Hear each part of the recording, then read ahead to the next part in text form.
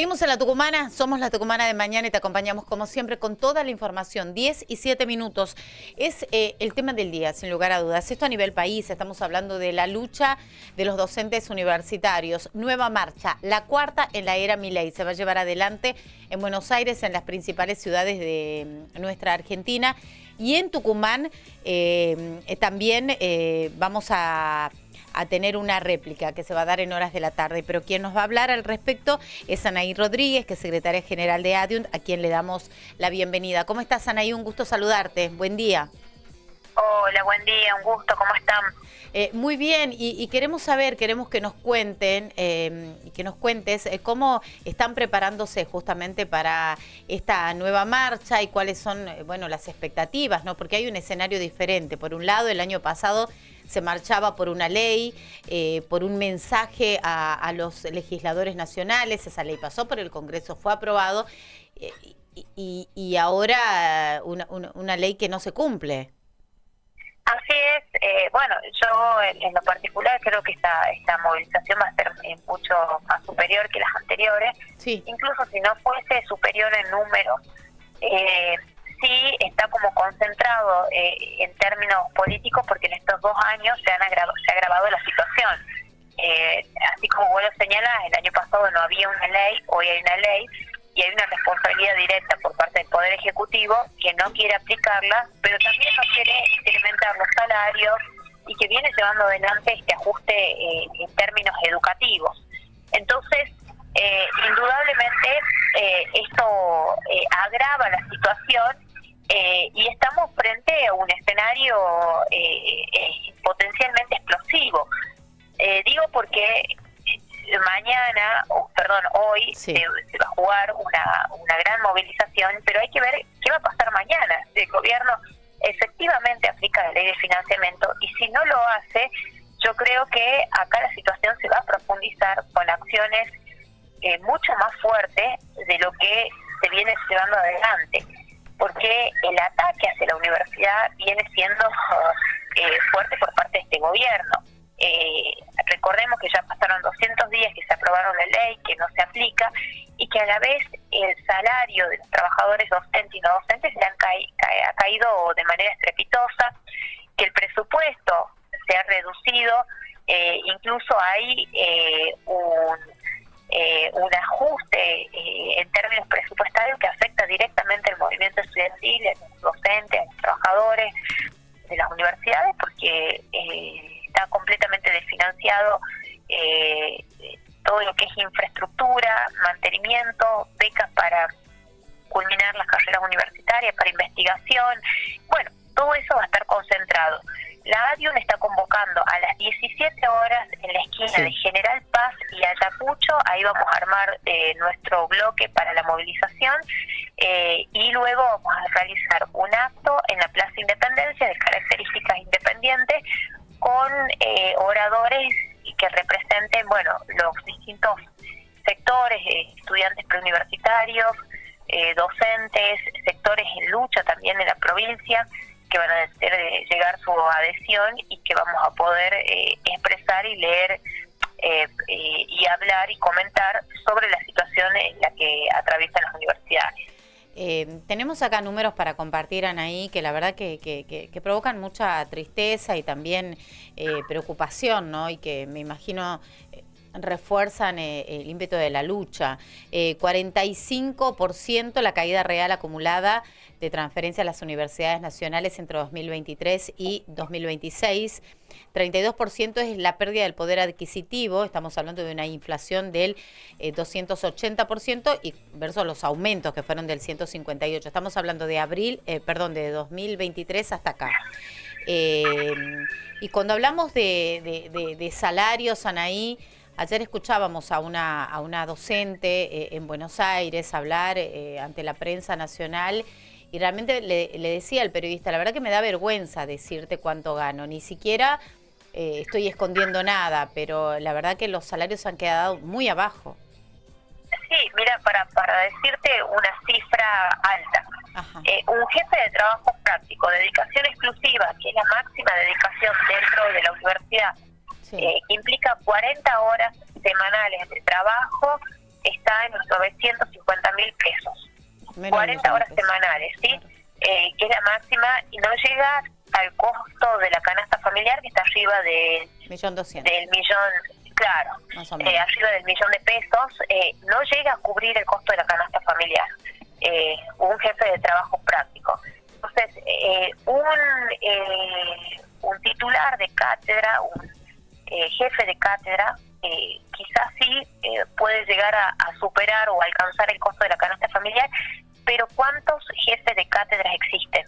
Son muy poquitos, deben ser menos del 10% en el conjunto de los docentes. La mayoría de los docentes son categorías simple o semi, es decir, que están de los 700.000 pesos para abajo. Comenzando de los 200.000 pesos, está un auxiliar simple, y bueno, en ese promedio. Entonces, indudablemente, tenemos tres situaciones que se presentan, ¿no? La docencia, que por su profesión puede ejercer otras áreas que no sea la docencia, terminan renunciando a su cargo. Claro. Para trabajar de otra cosa, Para o subsistir. trabaja con múltiples empleos para poder completar y llegar a un salario que le permita cubrir el costo de la canasta familiar. Anaí, te hago una consulta. Esta proporción de docentes que está describiendo, ¿no? La inmensa mayoría dedicación simple o semi, la inmensa mayoría auxiliares, muy pocos titulares, pocos asociados, pocos adjuntos. ¿Es históricamente así o también es un hecho inédito que la universidad cada vez haya ido perdiendo justamente exclusividad de sus trabajadores y que haya ido perdiendo también jerarquía de sus trabajadores?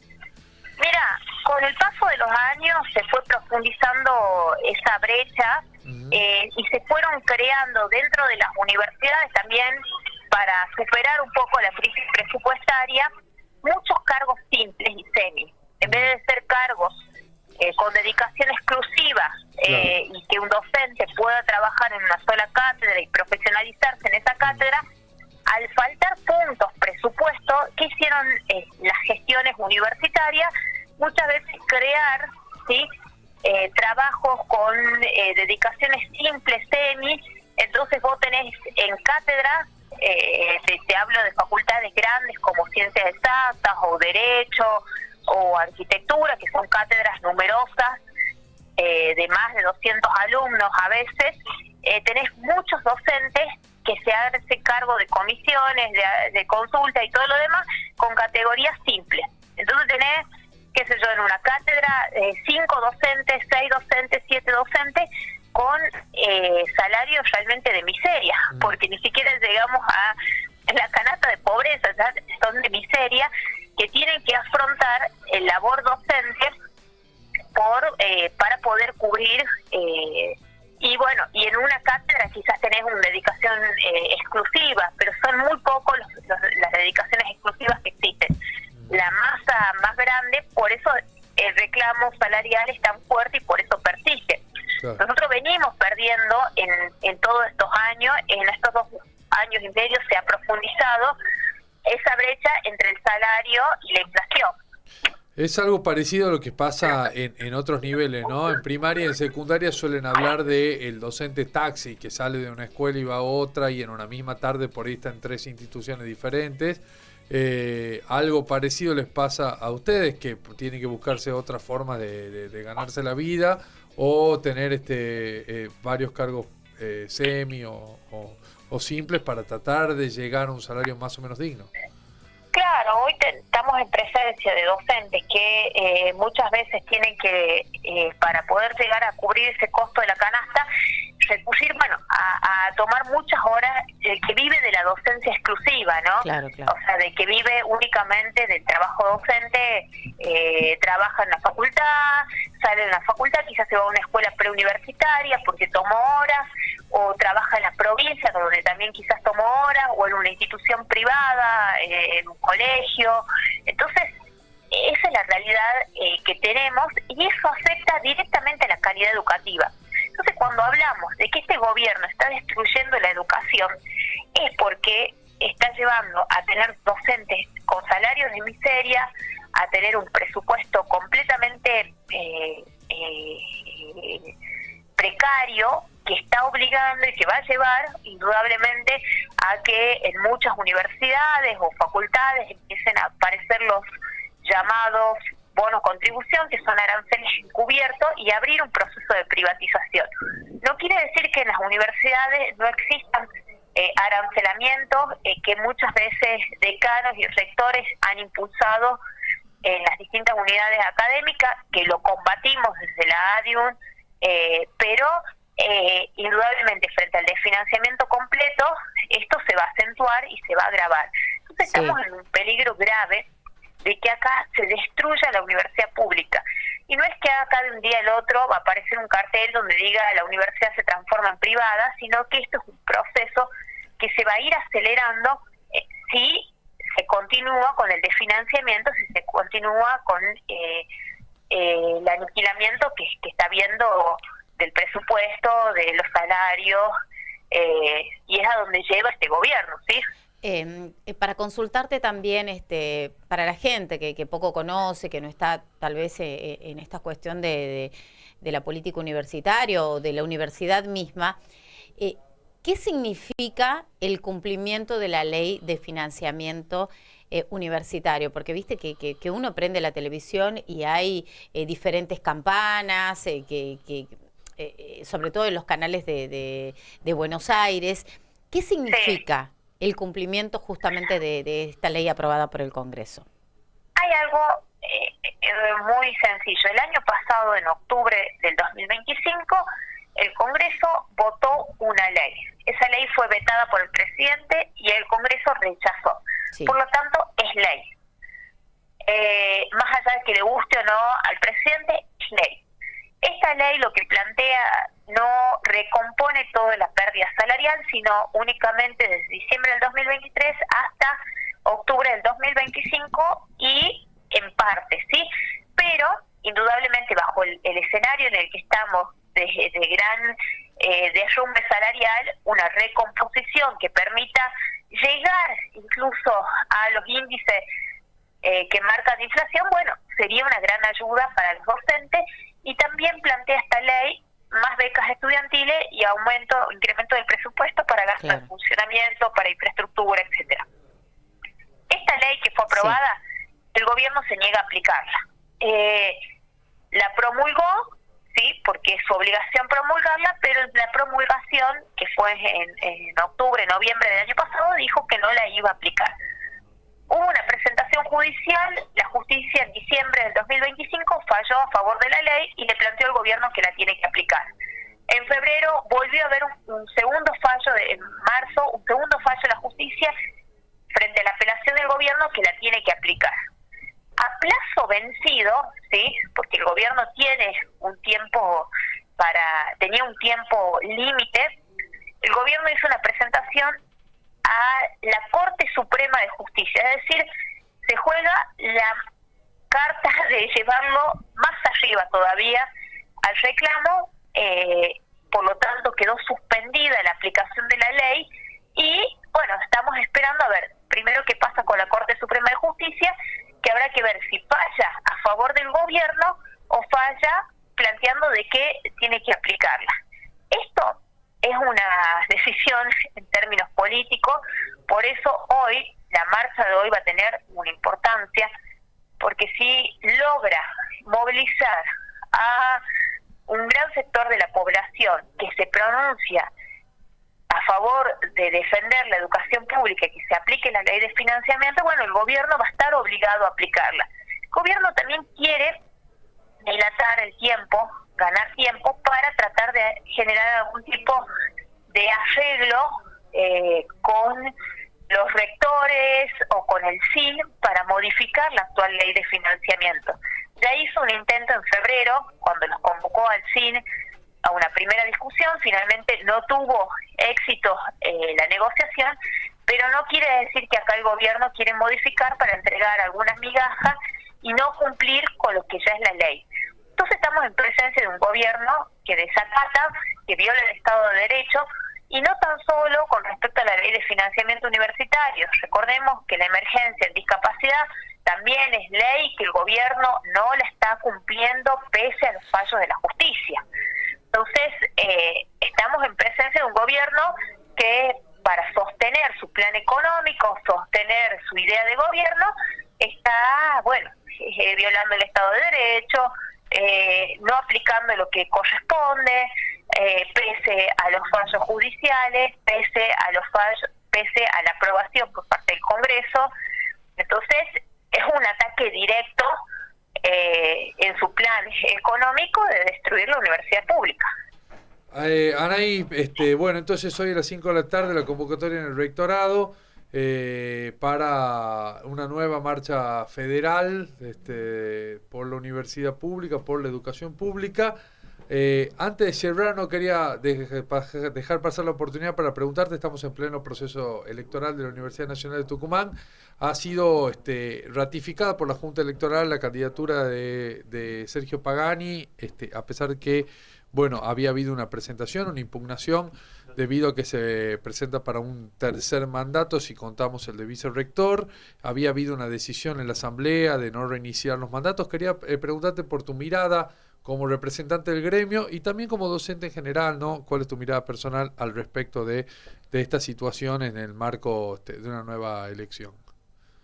Mira, nosotros apenas terminó la elección de ADIUM, porque también tuvimos proceso electoral acá del gremio, que fue la semana pasada, decidimos presentar una lista para asambleísta de preuniversitario. Esa lista ganó y Raquel Gracino, junto con Raúl Mira, van a ser los representantes asambleístas preuniversitario en la Asamblea Universitaria del 20 de mayo.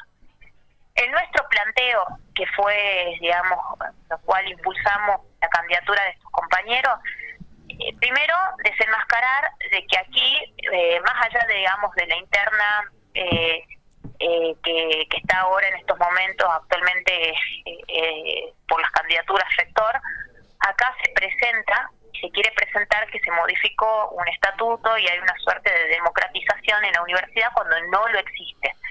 Acá los preuniversitarios no hemos conquistado la ciudadanía plena, seguimos siendo ciudadanos de segunda. Y en esto, ¿a qué me refiero? Es que fue la primera elección de preuniversitario en donde un solo docente va a integrar la asamblea universitaria frente a 150, 200 asambleístas. Es decir, que de 8 escuelas preuniversitarias tan solo se elige un representante.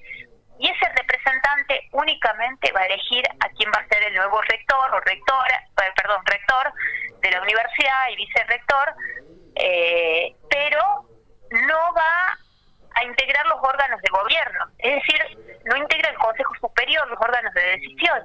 Entonces, esto lo quiero marcar porque se hace foco muchas veces en los candidatos y sobre la nueva reforma del estatuto y todo lo demás, pero seguimos arrastrando un problema elemental, que los preuniversitarios no tienen representación real en estas elecciones. Eso por un lado. Por otro lado, nuestros compañeros electos, tanto Raquel Gracino como Raúl Mira, y lo hemos anunciado incluso en la propia campaña que hemos desatado en los preuniversitarios, 24 horas que fue previo a la elección, hemos aclarado que nosotros vamos a tener una posición independiente en la asamblea universitaria. Es decir, no votar ni a uno ni a otro, porque ningún candidato acá se pronunció respecto a la lumbrera, a la reapertura de la lumbrera y respecto al vínculo que mantienen con el IMAD, la Universidad de Tucumán. Recordemos de que esta universidad tiene un rector enjuiciado y un rector condenado a partir de los negociados que se hicieron con la minera La Lumbrera. Entonces nos parece elemental y fundamental que acá los candidatos y candidatas se pronuncien con respecto a esto, porque no es un problema menor. Acá hay una continuidad, hay una gestión y está, esta situación planteada. Por lo tanto, los representantes de la ADIUM en la asamblea, los compañeros electos que son de la ADIUM en la asamblea universitaria van a tener el voto independiente y marcando justamente esta situación que se quiere presentar como democratización cuando no es tal. Más allá de esta postura que marcás, Anaí, sobre la candidatura misma de Pagani, ¿tenés alguna mirada teniendo en cuenta de que bueno sería la primera vez que se dé que vaya por un tercer mandato? Bueno, como yo te lo señalé, nosotros,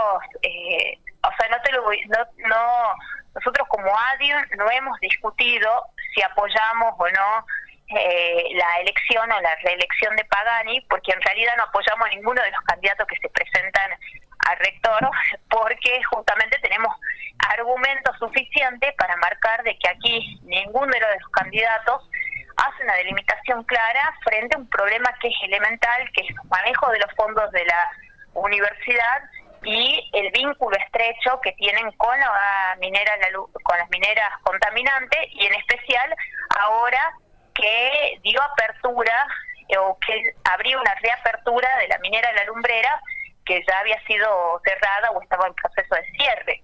Entonces, esto abre un nuevo capítulo dentro de la universidad y una pelea que tendremos que dar a nivel local, y que en eso sí nos hemos pronunciado en reiteradas oportunidades desde la ADIUN, junto con compañeros asambleístas, ambientalistas, con activistas, con el movimiento estudiantil, de salir a enfrentar los negociados que puedan existir dentro de la universidad con estos fondos provenientes de las mineras contaminantes. Anaí, gracias por tu tiempo. Sabemos que tenés una reunión próximamente y vamos a seguir de cerca lo que va a pasar en esta marcha a partir de las 5 de la tarde. Un abrazo, que tengas buen día. Gracias a ustedes, nos estamos comunicando en otra oportunidad. Muchas gracias, Anaí Rodríguez, secretaria general de ADIUN. El tema central, esta marcha federal universitaria que se va a llevar adelante en todo el país. Estamos hablando de la cuarta marcha y en Tucumán la convocatoria es a las 5 de la tarde en la esquina del Rectorado. 10:29 minutos antes de la música. ¿Me quedé sin soda? ¿Lo podemos solucionar a esto o no? ¿Cómo hacemos? Llegó el sodero. ¿Llegó el sodero? ¿Llegó el sodero? Ah, aquí estamos. Bueno, no sé cómo vamos a hacer. Estamos en vivo por la 95.9. Estamos también a través de YouTube. ¿Me dice que llegó el sodero? Bueno, después le cuento bien de qué se trata lo que vamos a compartir en un ratito aquí en la Tucumana de mañana. Seguimos. Cielo totalmente despejado en Tucumán. Arrancamos con 8 grados, 5 de sensación térmica, 2, casi 13 grados tenemos en estos momentos en Tucumán. Pausa cortita, ya venimos. Por estas calles queridas donde la vida me vio crecer, en este barrio entrañable donde vine a enamorarme de un amor inalcanzable.